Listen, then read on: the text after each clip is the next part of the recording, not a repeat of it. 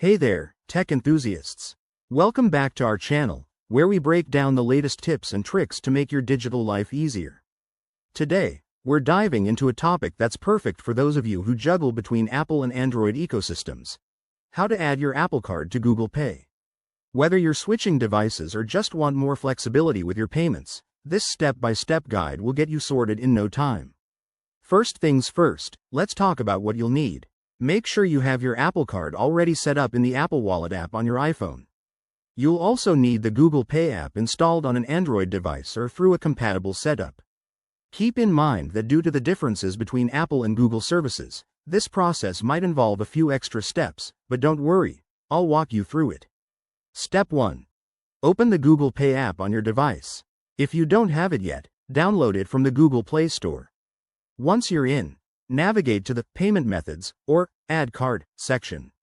This is usually found by tapping on your profile icon or the plus sign at the bottom. Step 2. Select the option to add a new card. Now, here's where it gets interesting. Since Apple Card is tied to Apple Wallet, you might not be able to add it directly. Instead, you'll need to enter the card details manually. Go ahead and input your Apple Card number, expiration date, and CVV.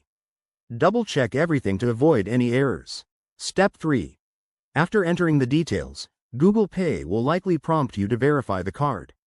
This could involve receiving a one-time code via text or email from your bank. Enter that code to confirm. Once verified, your Apple Card should appear in your Google Pay wallet. Finally, test it out. Try making a small payment or linking it to a purchase to ensure everything works smoothly.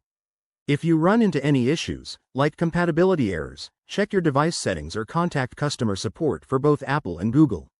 There you have it. That's how you add your Apple Card to Google Pay. It's a great way to keep all your payment options in one place. If this helped you, hit that like button, subscribe for more tutorials, and drop a comment below if you have any questions.